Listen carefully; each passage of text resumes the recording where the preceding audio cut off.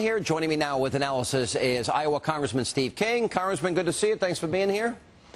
Good to be back with you, Sean. Thank you. All right, so the president floats the idea. Paul Volcker floats the idea. Then Gibbs says no. The vice president says no. Geithner says no, but then says, well, we've got to increase revenues.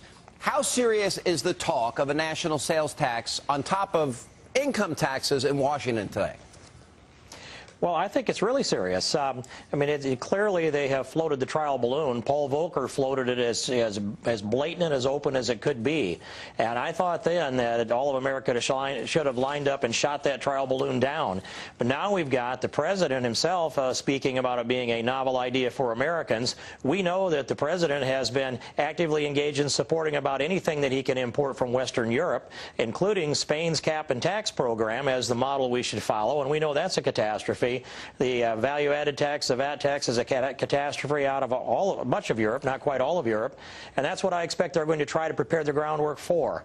I don't know how they pay for Obamacare unless they step in and do something like this value-added tax, which is insidious and it's regressive. It taxes the people that have the least amount of income, and it gives government the maximum opportunity to maximize their tax revenue. It's a horrible thing to think about in a free country, and if we ever adopt a value-added tax, a VAT tax, it'll be a big step towards the death knell of the liberty of a formerly free people. Yeah, I mean, what's amazing to me about this is it's been tried in Europe, and it's only resulted in a lack of economic growth. And but the bottom line is the president's already spent all this money. He's already accumulated $3 trillion in debt in 2 years. He's projected now out another $10 trillion more in debt, and we're not even talking about the health care debt.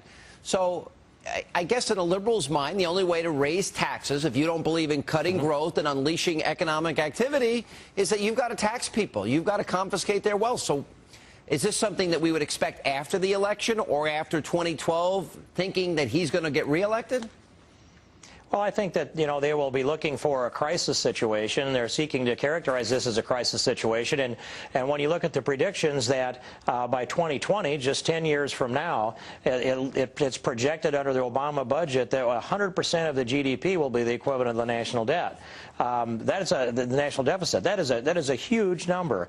And it's chilling to think that all that we could generate in a year would be all it would take to pay off the deficit that we have in spending. So this is the only alternative they have. They do want to grow government. I'd add this to all of the nationalization that we have seen, a third of the private sector activity, plus Obamacare, plus the student loan program. Where else do you go if you want bigger and more government? Well, you go to the European model that originated in France. And by the way, the value-added tax in that part of the world, Denmark, for example, started at 9%. Today it's 25%. The Danes that I talk to that are private sector business entrepreneurs tell me their tax burden is at 75%. And I ask them, why do you go to work? That's the question Ronald Reagan asked back in 1975. Yeah, but, look, I can tell you right now, for example, if you're in New York or New Jersey, under President Obama, your income tax, when the Bush tax cuts expire, that's going to be 40%. A 25% increase in Medicare taxes to another 4%, which is where it's going to end up. You add to that county taxes, property taxes, 9 or 10% sales taxes, or 7 or 8, 9% sales tax, and everything else. We're at 70% in a state like New York. So, Sean, go ahead. That's without the value-added tax. You make a really good point on that.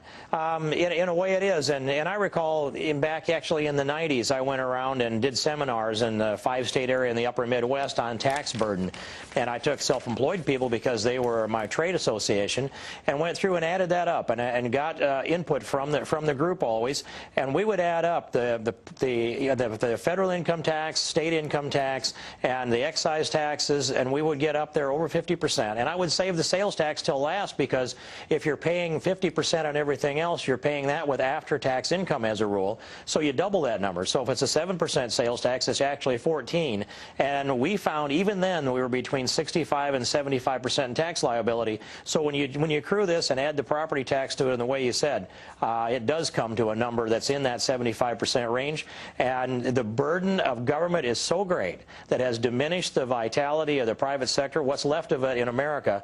And if we are going to take take this country up to the next level, above this shining city on the hill that we've largely become, and because of Ronald Reagan, we're going to have lower taxes, less government, and it isn't going to work for us to slow the growth of government.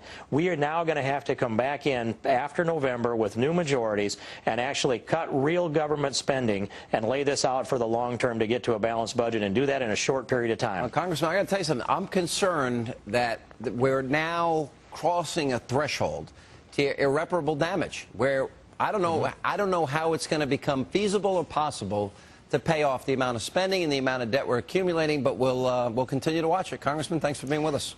Well, and Sean, if you had another moment. Yeah. Okay, I just want to add that the real solution for this is a consumption tax, but it's the national sales tax, the fair tax.